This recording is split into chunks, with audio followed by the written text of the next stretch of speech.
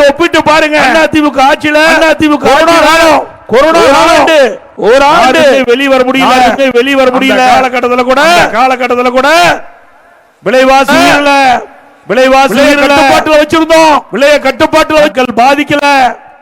மக்களுக்கு தேவையான உணவுகள் தினந்தோறும் கொடுத்த ஏழைகளுக்கு அம்மா உணவகத்தின் மூலமாக, அதே போல வேலையில்லா நம்முடைய மக்களுக்கு ரேஷன் கடையில் ஒரு ஆண்டு விலையில்லாம அரிசி கொடுத்தோம், எண்ணெய் கொடுத்தோம், சக்கரை கொடுத்தோம், குடும்ப அட்டைக்கு 1000 ரூபாய் கொடுத்தோம்ல. அரசாங்கத்துக்கு 1 ரூபாய் வருமானம் இல்லைங்க. ஒரு வருஷம் தொழிற்சாலை மூடப்பட்டது, கடைகள் மூடப்பட்டன. 1 ரூபாய் வருவாய் கிடையாது. அரசாங்கத்துக்கு வருகின்ற வருவாய் வரவு டாஸ்மாக் அந்த கடையிலிருந்து வருமானம் வரும். ஒரு ஆண்டு டாஸ்மாக் கடை மூடப்பட்டு விட்டது. ரோட் டிரான்ஸ்போர்ட் அதுல அரசுக்கு வருவாய் வரும். பத்திரப்பதிவு ஒரு ஆண்டு பத்திரப்பதிவு கிடையாது, அதிலிருந்து அரசுக்கு வருவாய் கிடையாது. பெட்ரோல் டீசல் அதிலிருந்து வருவாய் அதுவும் கிடையாது. ஜிஎஸ்டி அதுவும் கிடையாது. எக்ஸைஸ் வரி எதுவும் கிடையாது. ஒன்றுமே வரியே இல்லாம ஆட்சி செய்த ஒரே அரசாங்கம் அதிமுக அரசாங்கம். திராவிட முன்னேற்ற கழகம் ஆட்சிக்கு வந்த பிறகு 5 லட்சம் கோடி கடன் வாங்கியிருக்கிறீங்க. 5 லட்சம் கோடி கடனை வாங்கியிருக்கிறீங்க. 73 ஆண்டு காலம் பல்வேறு கட்சிகள் ஆட்சி செய்து 2021 முடிய 4,85,000 தான் மொத்த கடன். ஆனா திராவிட முன்னேற்ற கழகம் ஆட்சிக்கு வந்து 2021 இருந்து 2026 வரைக்கும் 5 லட்சம் கோடி கடனை வாங்கி தமிழ்நாட்டு மக்களை கடனாளிக்கு விட்டீர்கள். எல்லாம் நம்ம எல்லாம் கடன்காரனா இருக்கிறோம். அதுக்கு யார் காரணம்? ஸ்டாலின் தான் காரணம். அப்படிப்பட்டவர் மீண்டும் ஆட்சிக்கு வரணுமா? இன்றைக்கு அது மட்டும் இல்ல, நீங்க எல்லாம் நினைச்சிட்டு இருக்கிறீங்க ஏதோ அரசாங்கம் கடன் வாங்குது நமக்கு என்னன்னு. நீங்க தாங்க அந்த கடனை திருப்பி செலுத்த வேணும். நல்லா சிந்திங்க, வீட்டுக்கு போய் சிந்திங்க. இந்த கடன்லாம் நீங்க தான் கட்டி ஆகணும். எப்படி கட்டுவது என்றால் வரி போட்டு, வரி மூலமாக உங்களிடத்தில் பணத்தை வசூல் செய்து வாங்கிய கடனை திருப்பி செலுத்த வேண்டியது அரசாங்கம்.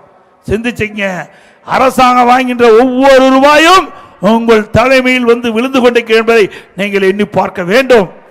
அது மட்டுமல்ல, இன்றைக்கு திராவிட முன்னேற்ற கழகம் ஆட்சிக்கு வந்த பிறகு இன்றைக்கு கொடுக்கப்பட்ட வாக்குறுதியை நிறைவேற்றினீர்களா?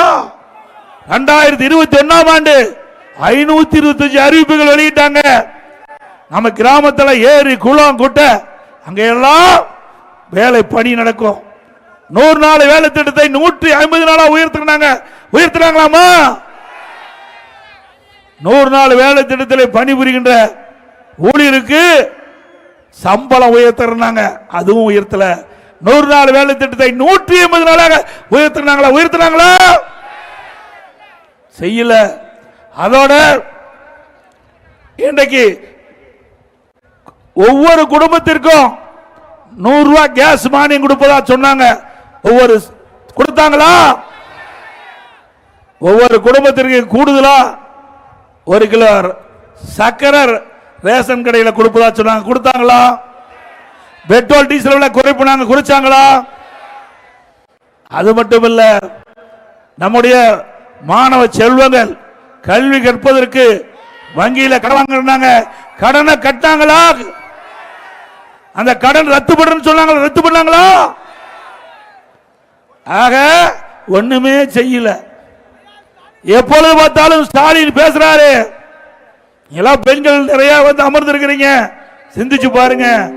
ஏதோ இவருடைய அப்பா ட்ரஸ்டில் இருந்து மாதந்தோறும் குடும்ப தலைக்கு 1000 ரூபாய் கொடுப்பது மாதிரி பேசிட்டு இருக்காரு. அரசாங்க பணத்திலிருந்து கொடுக்கிற திரு ஸ்டாலின் அவர்களே, உங்க சொந்த பணத்தை கொடுக்கல. திரு ஸ்டாலின் குடும்பத்திற்கு மட்டும் 8000 கோடிக்கு மேல ட்ரஸ்ட்ல பணம் இருக்குது. இந்த பணம் எல்லாம் எப்படி வந்தது? எப்படிங்க வந்தது? இவர் கஷ்டப்பட்டு சம்பாதிச்சாரா? சிந்திச்சு பாருங்க. இன்றைக்கு திராவிட முன்னேற்ற கழகம் ஆட்சிக்கு வந்த பிறகு எவ்வளவு கொள்ளையடிச்சிருக்க என்பதை சிந்தித்து பார்க்க வேண்டும். இன்றைக்கு கொடுக்கப்பட்ட வாக்குறுதியை நிறைவேற்ற முடியல. அரசு ஊழியர்களுக்கு பழைய ஓய்வு திட்டத்தை வழங்குறாங்க, அதுவும் கொடுக்கல. இன்றைக்கு பணிபுரிகின்ற பல அமைப்பை சேர்ந்தவர்களுக்கு வாக்குறுதி கொடுத்தாங்க, செவிலியருக்கு வாக்குறுதி கொடுத்தாங்க. திமுக ஆட்சிக்கு வந்த உடனே பணி நிரந்தரம் செய்யப்படும் என்று பணி நிரந்தரம் செய்யல. அதே போல சத்துணவு அமைப்பாளர்களுக்கு அவர்களுக்கு கொடுக்கப்பட்ட வாக்குறுதி நிறைவேற்றல. அங்கன்வாடி ஊழியர்களுக்கு கொடுக்கப்பட்ட வாக்குறுதி நிறைவேற்றல. விவசாயிகளுக்கு கொடுக்கப்பட்ட வாக்குறுதி நிறைவேற்றல. அப்படியே மருத்துவர்களுக்கு கொடுக்கப்பட்ட வாக்குறுதி நிறைவேற்றல. ஆக தமிழ்நாட்டில் இந்த அமைப்புக்கெல்லாம் கொடுக்கப்பட்ட வாக்குறுதியில் எதுவுமே நிறைவேற்ற முடியாத அவருடைய வாக்குகளை பெற்று ஆட்சிக்கு வந்து கொள்ளையடிக்கின்ற கட்சி திமுக கட்சி. திரு ஸ்டாலின் அவர்களே, மக்கள் எதிர்பார்த்து கொண்டிருக்கின்றார்கள். எப்பொழுது தேர்தல் வரும் வரும் என்று தேர்தல் வந்தவுடனே அந்த மிஷின் உடையிற மாதிரி அழுத்த போறாங்க அண்ணா திமுக கட்சிக்கு. அவ்வளவு வெறிய இருக்கிறாங்க மக்கள். எப்பொழுது தேர்தல் வந்தாலும் அண்ணா திமுக கூட்டணி அதிக இடங்களிலே வென்று தனி பெரும்பான்மையோடு அண்ணா திமுக ஆட்சி அமைக்கும். எங்களுடைய ஆட்சியில் எந்த குறையும் கண்டுபிடிக்க முடியல. நான் பல முறை சவால் விட்டேன். திரு ஸ்டாலின் அவர்களே, 2011 2021 வரை அண்ணா திமுக ஆட்சி, அம்மா முதலமைச்சராக இருந்தாங்க. அம்மா மறைவுக்கு பிறகு நான் முதலமைச்சராக இருந்தேன். 10 ஆண்டுல அண்ணா திமுக ஆட்சியில் என்னென்ன திட்டங்களை கொண்டு வந்து நிறைவேற்றிக்கும் என்று நாங்கள் எந்த கூட்டத்தில் அழைத்தாலும் நான் வந்து பொது வழியிலே பேச தயார். 2021 2021 வரைக்கும் 2021 2026 வரைக்கும் திராவிட முன்னேற்ற கழக ஆட்சியிலே என்னென்ன திட்டங்கள் கொண்டு வந்து அதனால் மக்களுக்கு என்ன நன்மை என்பது நீங்கள் விளக்குங்கள். நானும் பேசுறேன், நீங்களும் பேசுற, விவாதம் நடக்கட்டும், பொதுமக்கள் தீர்ப்பு கொடுக்கட்டும். இதுவரைக்கும் பதிலே இல்லை. திரு ஸ்டாலின் அவர்களே, எங்களை பொறுத்த வரைக்கும் மக்கள் தான் எஜமானர்கள். மக்களுடைய பிரச்சனையை தீர்ப்பதுதான் எங்களுடைய தலையாய கடமை. ஆனால் உங்களுக்கு அப்படி இல்லை. குடும்பம் தான் உங்களுக்கு கண்ணுக்கு தெரிகிறது. குடும்பத்தில் என்ன அதிகாரம் கொடுக்க வேண்டும், அந்த குடும்பத்திற்கு எவ்வளவு சொத்து சேர்த்த வேண்டும் என்ற நிலையில இருக்கின்ற கட்சி திமுக கட்சி. குடும்ப ஆட்சி வேணுமா? நல்லா சத்தமா சொல்லுங்க. குடும்ப ஆட்சி வேணுமா? வாரிசு அரசியல் தொடர வேண்டுமா? அந்த காலத்தில் அரசர்கள் நாட்டை ஆழ்வார்கள். அந்த அரசர் தனக்கு பின்னால தன்னுடைய மகனுக்கு முடி சுட்டுவார். அதுபோல தமிழகத்திலே இன்றைக்கு அரசராட்சி கொண்டுவதற்கு முயற்சிக்கின்றார். அதை இந்த தேர்தல் மூலமாக தடுத்து நிறுத்தப்பட வேண்டும். இன்றைக்கு திரு கருணாநிதி அவர்கள் முதலமைச்சராக இருந்தார், திமுக கட்சிக்கு தலைவராக இருந்தார். அதுக்கு பிறகு திரு ஸ்டாலின் கட்சிக்கு தலைவர், திமுக கட்சிக்கு அப்புறம் முதலமைச்சர். அதுக்கு பிறகு எந்தவித ஒரு உழைப்புமே இல்லாம திரு கருணாநிதி குடும்பத்தில் பிறந்த ஒரே அடையாளம், ஸ்டாலின் மகளுடைய ஒரே அடையாளம், அந்த அடையாளத்தை வைத்து தனக்கு பின்னால் திரு ஸ்டாலினுக்கு பின்னால் தன்னுடைய மகன் உதயநிதி வர வேண்டும் என்ற அடிப்படையில் இன்னைக்கு ஊரூரா போய் பிரச்சாரம் பண்ண வச்சு பிறகு எம்எல்ஏ ஆக்கி பிறகு அமைச்சராக்கி இப்பொழுது துணை முதலமைச்சராக்கி இருக்கிறார். அந்த திராவிட முன்னேற்ற கழகம் வளருவதற்கு உழைத்தவர்கள் எல்லாம் ஓரம் கட்டுப்பட்டு விட்டார்கள். இன்றைக்கு மரியாதைக்குரிய அண்ணன் துரைமுருகன் அவர்கள் எதிர்கட்சியாத்தான் இருப்பார், அதை பற்றி நமக்கு கவலை இல்லை. ஆனா உழைப்பு கொடுத்திருக்கிறார் அந்த கட்சிக்கு, திமுக கட்சிக்கு உழைப்பு கொடுத்திருக்கிறார். இன்றைக்கு தமிழகத்திலே அதிக நாள் சட்டமன்ற உறுப்பினராக இருந்தவர் திரு துரைமுருகன். அவர் திரு கருணாநிதி குடும்பத்திலே பிறக்காத காரணத்தினால அவருக்கு துணை முதலமைச்சர் கிடைக்கல. அப்படிப்பட்ட கட்சி அண்ணா திமுக. அப்படி இல்ல, ஜனநாயகம் ஜனநாயகம் ஜனநாயகம் எப்படி செயல்படுகின்ற கட்சி. இன்றைக்கு தமிழகத்திலே பல கட்சிகள் இருந்தாலும் ஜனநாயகப்படி நடக்கின்ற ஒரே கட்சி அண்ணா திமுக கட்சி. அண்ணா திமுகவிலே விசுவாசமாக செயல்பட்டா, தலைமைக்கு விசுவாசமாக செயல்பட்டா, மக்களிடத்தில் நன்மதிப்பு பெற்றிருந்தா நிச்சயமாக உயர்ந்த பதவிக்கு கிடைக்கக்கூடிய ஒரே கட்சி அண்ணா திமுக கட்சி. எங்க இல்லைன்னா நானா வந்து உங்க முன்னாடி பேச முடியுமா? நடக்கிற காரியமா? கனவு கூட நடக்காது. அண்ணா திமுக கட்சியில் இருந்த காரணத்தினால உங்கள் முன் பேசுகின்ற வாய்ப்பை இந்த கட்சி கொடுத்திருக்குது. இன்னைக்கு அண்ணா திமுக கட்சியில் தான் ஒரு சாதாரண தொண்டன் கூட உச்சபட்ச பதவி பொதுச் செயலாளராக ஆக முடியும். அண்ணா திமுக இருக்கின்ற கட்சி தொண்டன் கூட எம்எல்ஏ ஆக முடியும், எம்பி ஆக முடியும், அமைச்சர் ஆக முடியும், ஏன் முதலமைச்சரே ஆக முடியும். இப்படி ஸ்டாலின் ஒரு வார்த்தையாவது எங்கேயாவது ஒரு கூட்டத்தில் பேச முடியுமா?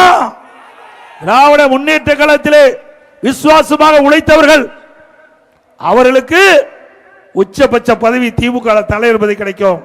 உச்சபட்ச பதவி ஆட்சிக்கு வந்த பிறகு முதலமைச்சர் கிடைக்கும் என்று சொல்ல முடியுமா? முடியாது. அப்படிப்பட்ட கட்சி மீண்டும் தமிழகத்தில் ஆள வேண்டுமா? அண்ணா திமுக மக்களுக்காக தொடங்கப்பட்ட இயக்கம். பொன்மன செம்மல் புரட்சி தலைவர் எம்ஜிஆர் இன்றைக்கு ஏழை எளிய ஒடுக்கப்பட்ட நசுக்கப்பட்ட கடை கோட்டில் இருக்கின்ற சாமானியன் கூட அனைத்தும் கிடைக்க வேண்டும் என்ற அடிப்படையில் தொடங்கப்பட்ட கட்சி அண்ணா திமுக கட்சி. அதே போல அவருடைய மறைவுக்கு பிறகு இதே புரட்சி தலைவி அம்மா அவர்கள் கண்ணை இமைகாப்பதை போல இயக்கத்தை கட்டி காத்து பொன்மனச்செம்மல் புரட்சி தலைவர் எம்ஜிஆர் விட்டு சென்ற பணியை சிறப்பாக செயல்பட்டு இன்றைக்கு நாட்டு மக்களுக்கு தேவையான திட்டங்களை கொடுத்து நாட்டு மக்கள் மனதிலே வாழ்ந்து கொண்டிருக்கின்ற தலைவர்கள் பொன்மனச்செம்மல் புரட்சி தலைவர் எம்ஜிஆர், இதே புரட்சி தலைவி அம்மா. சிந்திச்சு பாருங்க. இன்றைக்கு இருவரும் தலைவர்கள் இல்லாத காலத்தில் கூட அண்ணா திமுக வலிமையான இயக்கம் என்பதற்கு இதுவே உதாரணம். இந்த கட்சியில உழைப்பவர்களுக்கு மரியாதை இருக்கின்றது. அதனால இந்த கட்சியை உடைக்க முடியல, முடக்க முடியல. எவ்வளவு முயற்சி செய்து பார்த்தார் ஸ்டாலின் அவர்கள். இன்னைக்கு நான் முதலமைச்சராக தேர்ந்தெடுக்கப்பட்டவன் பெரும்பான்மையை நிரூபிக்கின்ற அந்த தருணத்தில் சட்டமன்றத்தில் மிகப்பெரிய ரகளையை உருவாக்கி அதை தடுக்க முயற்சித்தார் கழக நிர்வாகிகள், தொண்டர்கள். உங்களுடைய அன்பால் ஆதரவால், மக்களுடைய ஆதரவால் அதை தூள் தூளாக நொறுக்கப்பட்டு பெரும்பான்மை நிரூபிக்கப்பட்டு இன்றைக்கு அண்ணா திமுக ஆட்சியில் 4 வருடம் 2 மாத காலம் சிறப்பான ஆட்சியை என்னுடைய தலைமையிலே நாங்கள் கொடுத்தோம். திமுக அப்படியா கொடுக்குது? கஞ்சாவை கொடுக்குது. எங்க பார்த்தாலும் கஞ்சா, விற்காத இடமே இல்லை. தமிழகம் போதைப் பொருள் நிறைந்த மாநிலமாக திகழ்ந்து கொண்டிருக்கின்றது. நம்முடைய மாணவர்கள், இளைஞர்கள், பொதுமக்கள் கஞ்சா போதைக்கு அடிமையாகி பல்வேறு குற்றச்செயலில் ஈடுபட்டுக் கொண்டிருக்கின்ற நிலை இன்றைக்கு தமிழகத்திலே நிலவிக் கொண்டிருக்கிறது. எங்கே பார்த்தாலும் கொலை, கொள்ளை, கற்பழிப்பு, பாலியல் வன்கொடுமை நடக்காத நாளே இல்லை. அப்படிப்பட்ட ஒரு மோசமான ஆட்சி தொடர வேண்டுமா? சொல்லுங்க. நீங்க தாங்க எஜமானர்கள். நீங்க எடுக்கின்ற முடிவுதான் இறுதியானது. அந்த முடிவு நல்ல முடிவாக இருக்க வேண்டும் என்று இந்த தருணத்திலே கேட்டுக்கொள்ள விரும்புகின்றேன். அது மட்டுமல்ல, திரு ஸ்டாலின் பேசுறாரு, அண்ணா திமுக பாரதிய ஜனதா கண்டு நடுங்குது. எப்பொழுதுமே யாரை கண்டும் நடுங்கிய வரலாறு அண்ணா திமுக கிடையாது. திரு ஸ்டாலின் அவர்களே, திராவிட முன்னேற்ற கழகம் காங்கிரசும் மத்தியிலே ஆட்சி அதிகாரத்தில் இருந்த காலகட்டத்தில் இன்றைக்கு சட்டமன்ற தேர்தல் தமிழகத்திலே வந்த பொழுது உங்களுடைய அறிவாலயத்திலே முதல் மாடியில் ரெய்டு, தரை தளத்தில் கூட்டணி பேச்சுவார்த்தை. ஆக இப்படிப்பட்ட நிலைமை தான் உங்க காலத்தில் இருந்தது. அண்ணா திமுக அப்படி அல்ல. இன்றைக்கு காவிரி நதிநீர் பிரச்சனை உச்ச நீதிமன்றத்தில் தீர்ப்பு கொடுத்துட்டாங்க. அந்த தீர்ப்பை உரிய காலத்தில் நிறைவேற்றாத காரணங்களால அண்ணா திமுக பாரதிய ஜனதாவோட கூட்டணி வச்சிருந்தது.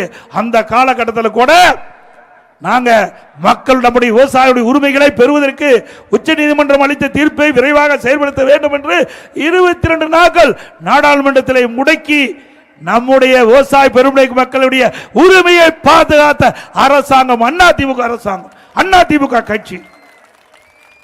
22 நாட்களுங்க நாடாளுமன்றமே இயங்கல. அப்படி முடக்கிய காரணத்தால் உச்ச நீதிமன்றம் அளித்த காவிரி தீர்ப்பை நடைமுறைப்படுத்தி காட்டணும். எப்பொழுது பார்த்தாலும் வாய்களிலே பேசுறார் திரு ஸ்டாலின், உதயநிதி ஸ்டாலின், திமுக கட்சி சேர்ந்தவர்கள்.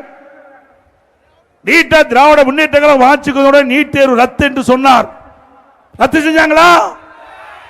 5 ஆண்டு நிறைவு பெற்று விட்டது. திரு உதயநிதி ஸ்டாலின் குறிப்பிட்டார், திராவிட முன்னேற்ற கழகம் ஆட்சிக்கு வந்து விட்டது, நீட்டை ரத்து செய்வதற்கு ரகசியம் இருப்பது சொன்னார். ரகசியத்தை இதுவரைக்கும் சொல்லல. இதற்கு முந்தி இருந்த சட்டமன்ற கூட்டத்தொடரில் திரு ஸ்டாலின் ரகசியத்தை வெடிச்சிட்ட சொல்லிட்டாரு. எங்களால் நீட்டுக்கு விதிவிலக்கு பெற முடியாது, உச்சநீதிமன்றம் தீர்ப்பு, அதனால நீட்டுக்கு விதிவிலக்கு பெற முடியல என்று கைவிரித்து விட்டார். தேர்தல் வந்தா உடனடியாக அதற்கு ஏதாவது ஒரு காரணத்தை கண்டுபிடித்து மக்களை குழப்பி வாக்குகளை பெறுவதில் தந்திரமாக செயல்படுகின்ற கட்சி திமுக கட்சி. இதுவரைக்கும் நீட்டுக்கு நீங்க என்ன செஞ்சீங்க? எப்பொழுது பார்த்தாலும் 39 நாடாளுமன்ற உறுப்பினர்கள் திமுக கூட்டு கட்சியை சேர்ந்த கூட்டணிகள் எல்லாம் வெற்றி பெற்று இன்றைக்கு நாங்கள் அமர்ந்திருக்கோம் என்று டெல்லியில் அமர்ந்திருக்கோம் என்று பேசுகிறீர்களே. 39 நாடாளுமன்றத்திலிருந்து தமிழக மக்கள் உங்களுக்கு கொடுத்திருக்கிறாங்க. அந்த 39 நாடாளுமன்றத்தில் என்ன செய்து கொண்டிருக்கின்றார்கள்? தமிழ்நாட்டுக்கு மக்களுக்கு தேவையான திட்டங்களை பெற்றீர்களா? தமிழ்நாட்டுக்கு தேவையான நிதிகளை பெற்றீர்களா? நீங்கள் தேர்தல் நேரத்தில் கொடுக்கப்பட்ட வாக்குறுதி நீட் தேர்வுக்கு விதிவிலக்கு பெற வேண்டும் என்று அதை செய்வதற்கு முயற்சி செய்தீர்களா? எதுவுமே கிடையாது.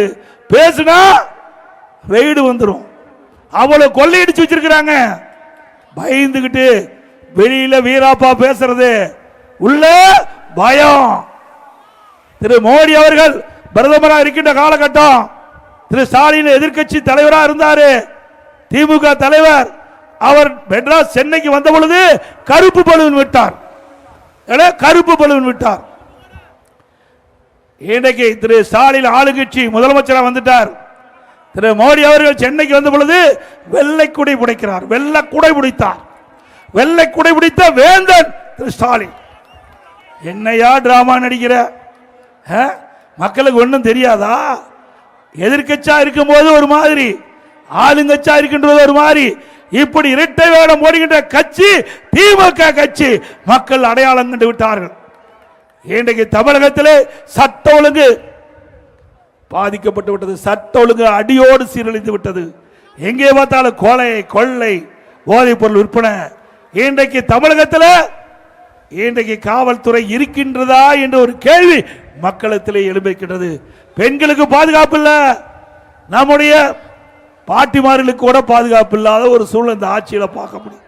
ஒரு கேவலமான ஆட்சி. ஆக இப்படிப்பட்ட ஆட்சி மீண்டும் வர வேண்டுமா? அவை நாட்டு மக்களுக்கு தேவையான திட்டங்கள் கிடைக்க, நல்ல ஆட்சி தமிழகத்திலே மலர, அனைத்து இந்திய அண்ணா திராவிட முன்னேற்ற கழக தலைமையிலே அமைக்கப்பட்ட தேசிய ஜனநாயக கூட்டணி மீண்டும் ஆட்சிக்கு வர வேண்டும். இன்றைய நாட்டு மக்களுக்கு தேவை நல்ல கல்வி, தரமான உணவு, இருக்க இருப்பிடம், அதோட தடையில்லா மின்சாரம், விவசாயத்திற்கு தேவை நீர், குடிப்பதற்கு தேவையான நீர், நல்ல சுகாதார வசதி, இதையெல்லாம் மக்களுக்கு கிடைக்க வேண்டும். அதையெல்லாம் அண்ணா திமுக ஆட்சியில் கொடுத்தோம். அதனாலதான் இன்றைக்கு மக்கள் மனதிலே அண்ணா திமுக நிலைத்து நிற்கின்றது. மீண்டும் அப்படிப்பட்ட ஒரு ஆட்சி நாட்டு மக்களிடத்திலே வர வேண்டும் என்று இந்த நேரத்தில் தெரிவித்து,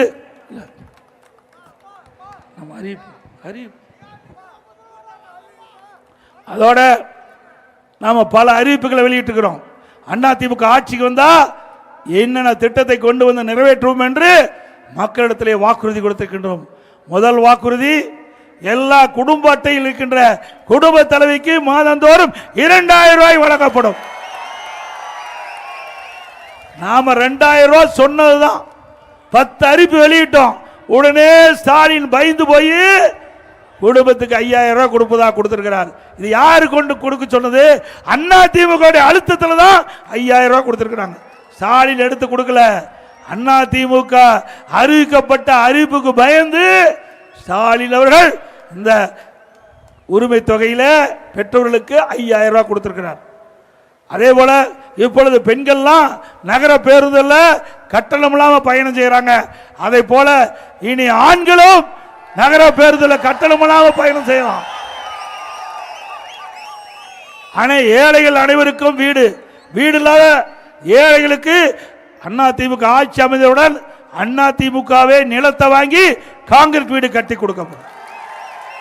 பட்டியலின மக்கள் வீடு இல்லாமல் இருக்கிறவர்களுக்கு அண்ணா திமுக அரசாங்கமே நிலத்தை வாங்கி அற்புதமான காங்கிரீட் வீடு கட்டி கொடுக்கப்படும்.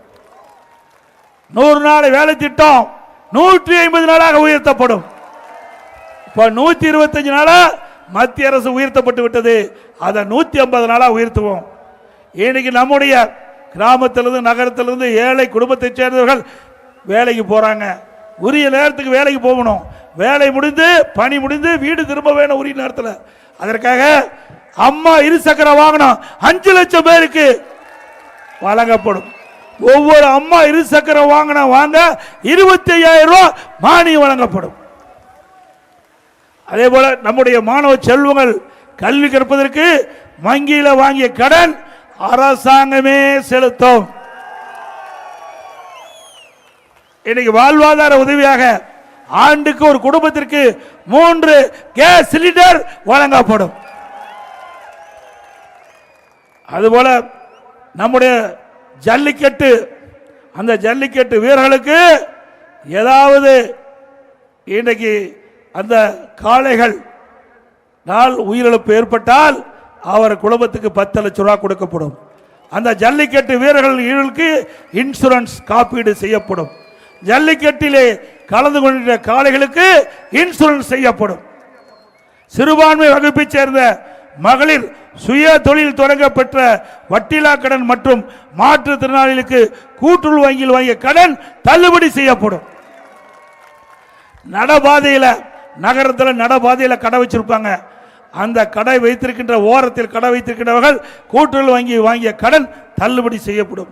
அதே போல நம்ம ஆட்டோ ஓட்டுநர்கள் அவள் புதிய ஆட்டோ வாங்குவதற்கு 75,000 மானியம் வழங்கப்படும். நம்முடைய தாய்மார்கள் பொன்மனச்சம்மல் புரட்சி தலைவர் எம்ஜிஆர் இருக்கின்ற பொழுது ஒவ்வொரு தை பண்டிகை போதும் வேஷ்டி சேலை கொடுப்போம். இந்த ஆட்சி வந்த பிறகு முறையா வழங்கல. அண்ணா திமுக ஆட்சி வந்த பிறகு தை பொங்கல் என்று எல்லா இல்லங்களும் மக்கள் மகிழ்ச்சியாக கொண்டாடுகிறதுமாக அற்புதமான வேஷ்டி சேலை வழங்கும். அதே போல ஒவ்வொரு தீபாவளி என்றும் நம்முடைய பெண்களுக்கு அற்புதமான பட்டுப்புடவை வழங்கப்படும். பெண்களுக்கு பட்டுப்புடவை கொடுக்கப்படும். தரமான பொங்கல் பரிசு வழங்கப்படும். இதெல்லாம் அண்ணா திமுக ஆட்சிக்கு வந்த பிறகு உங்களுக்கு செயல்படுத்தப்பட்டு உங்களுடைய மனம் மகிழ்ச்சி வருகின்ற அளவிற்கு அண்ணா திமுக ஆட்சி கொடுக்கும் வழங்கும் என்பதை நேரத்தில் தெரிவித்து இந்த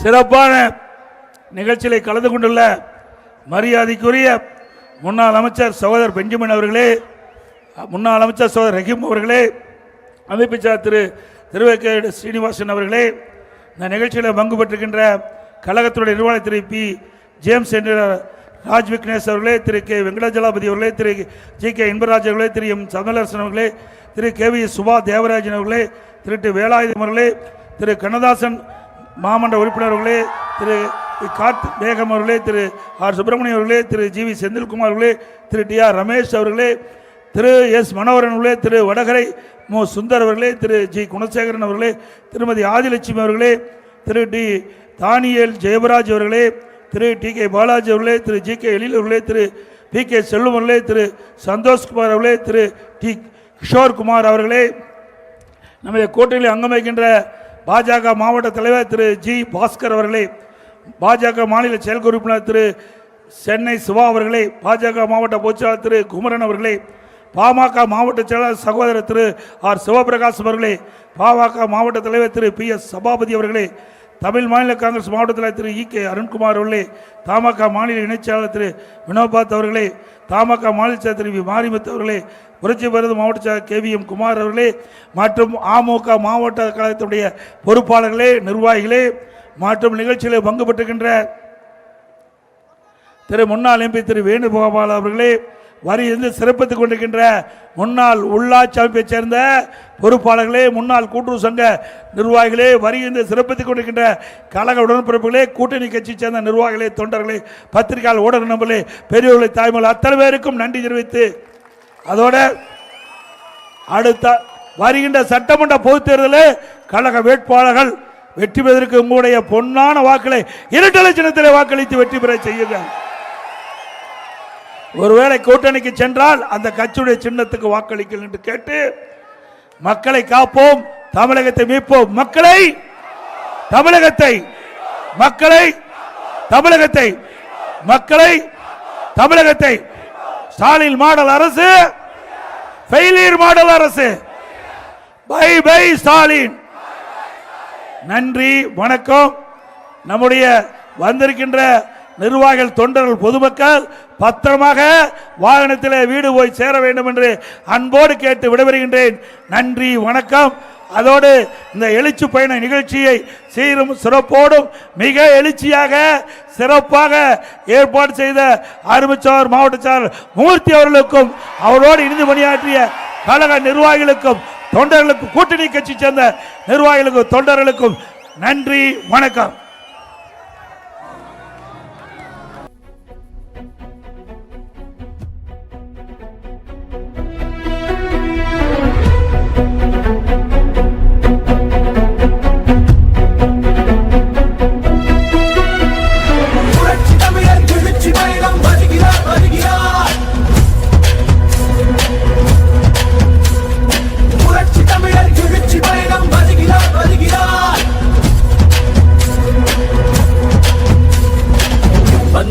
மக்கள் தலைவர் என்றென்றும் நம்மில் ஒருவர், அம்மாவின் ஆட்சி தர தமிழகம் வாழ.